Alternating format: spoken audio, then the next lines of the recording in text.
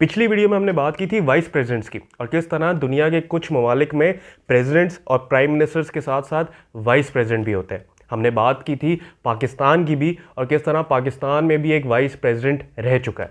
अब यहाँ पर एक सवाल उठ सकता है और वो ये कि अगर प्रेसिडेंट के साथ एक वाइस प्रेसिडेंट हो सकता है तो फिर एक प्राइम मिनिस्टर के साथ वाइस प्राइम मिनिस्टर क्यों नहीं। ये सवाल अपनी जगह बिल्कुल दुरुस्त है और सच बात तो ये है कि ऐसा होता भी है। बस ऐसी ही पोजीशन को वाइस प्राइम मिनिस्टर नहीं डेप्यूटी प्राइम मिनिस्टर कहते हैं। पाकिस्तान में भी डेप्यूटी प्राइम मिनिस्टर रह चुका है। ये कोई कॉन्स्टिट्यूशनल यानी कि आईनी पोजीशन नहीं थी। कॉन्स्टिट्यूशन में ऐसी किसी पोजीशन का जिक्र नहीं है, लेकिन कुछ वजूहात की बिना पे ये पोजीशन स्पेशली बनाई गई। अगर इस मुल्क में वाइस प्रेसिडेंट रह चुका है तो फिर डेप्यूटी प्राइम मिनिस्टर की रेस में क्यों पीछे रह जाए। आज की इस वीडियो में हम बात करेंगे डिप्टी प्राइम मिनिस्टर्स की, दुनिया के कुछ मुल्कों में उनके क्या रोल्स और रिस्पॉन्सिबिलिटीज़ है और आखिर किन वजूहात की बिना पे पाकिस्तान में भी एक डिप्टी प्राइम मिनिस्टर की पोजीशन बनानी पड़ी।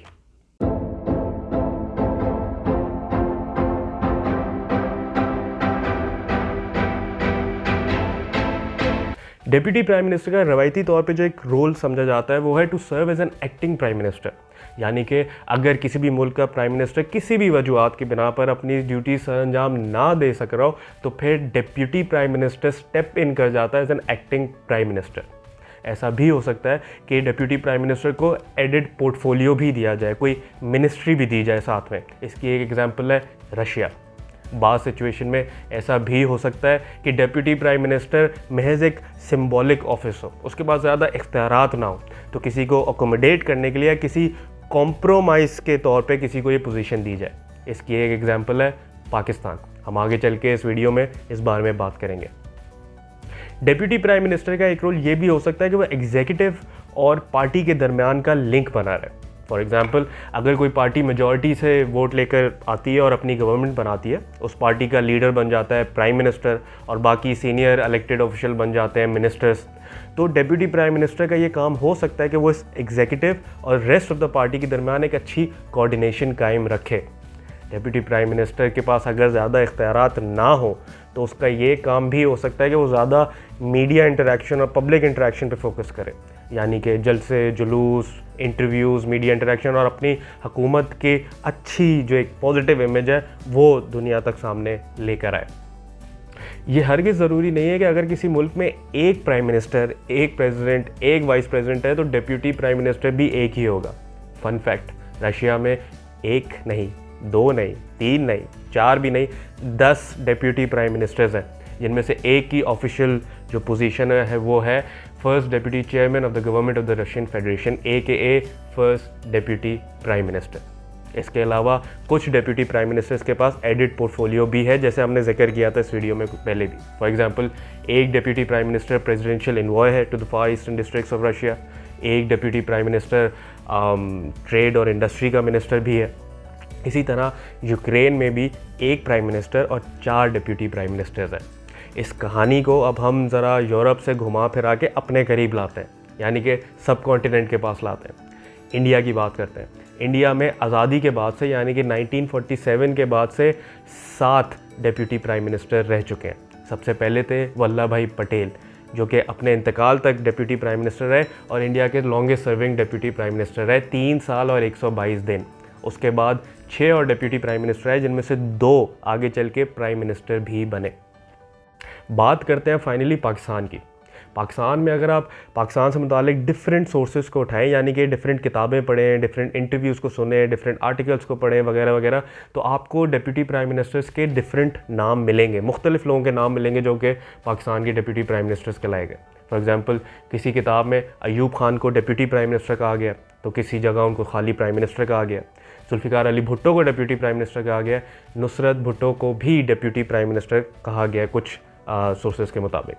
लेकिन हम यहाँ पे बात करेंगे सबसे रीसेंट एग्जाम्पल की, यानी कि साल 2011 साल 2012 की।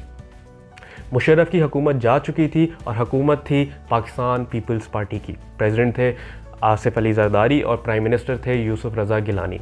ये स्टोरी है 2 पार्टीज़ की, पाकिस्तान पीपल्स पार्टी और दूसरी पाकिस्तान मुस्लिम लीग काफ, यानी कि पाकिस्तान मुस्लिम लीग कायद। PMLQ की ये एक फरमाइश थी कि एक पोजीशन बनाई जाए डिप्टी प्राइम मिनिस्टर की और उनके लीडर को बनाया जाए डिप्टी प्राइम मिनिस्टर। उस वक्त के प्राइम मिनिस्टर यूसुफ रज़ा गिलानी इस फरमाइश से ज़्यादा खुश नहीं थे, क्योंकि उनके मुताबिक इस पोजीशन की कोई लीगल हैसियत नहीं थी। जब आइन में या कॉन्स्टिट्यूशन में ऐसी किसी पोजीशन का जिक्र ही नहीं है तो फिर हुकूमत अपनी मर्ज़ी से ऐसी पोजीशन कैसे बनाए और क्यों बनाए। यूसुफ रज़ा गिलानी को जब कंटेम्प्ट ऑफ कोर्ट के केस में प्राइम मिनिस्टर की कुर्सी से हटा दिया गया तो ये डिमांड एक दफ़ा फिर रखी गई कि अगर PMLQ की सपोर्ट चाहिए पीपल्स पार्टी के ही नॉमिनी को वज़ीर-ए-आज़म बनाने के लिए तो फिर ये पोजीशन बनानी पड़ेगी और उनको यहाँ पे अकोमोडेट करना पड़ेगा। और फिर ऐसा ही हुआ।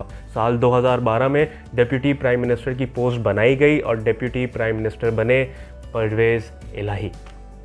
लेकिन मज़े की बात यह है कि जब ये पोजीशन फाइनली बनाई गई और चौधरी परवेज़ इलाही को इस पोजीशन पे अपॉइंट किया गया तो ये वाज़े कर दिया गया था कि ये महज सिंबॉलिक ऑफिस ही है, क्योंकि जब इसकी नोटिफिकेशन जारी की गई थी तो उस पर साफ साफ लिखा था कि deputy prime minister Pakistan will have no powers of prime minister whatsoever. पिछली वीडियो की तरह यहाँ इस वीडियो में भी ये सवाल उठ सकता है कि आखिर फिर स्पेशली बनाई गई पोजीशन के क्या इख्तियारात थे, इसकी क्या ड्यूटीज़ थी, क्या रिस्पॉन्सिबिलिटीज़ थी, डिप्टी प्राइम मिनिस्टर ने क्या कारनामे सर अंजाम दिए जब वो डिप्टी प्राइम मिनिस्टर बने।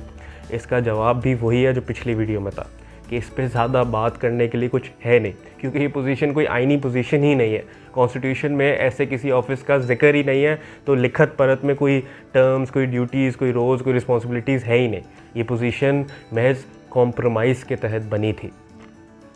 लेकिन यहाँ पे इस टॉपिक पे ज़रूर डिबेट हो सकती है और एक वक्त पे हुई भी थी बहुत ज़्यादा।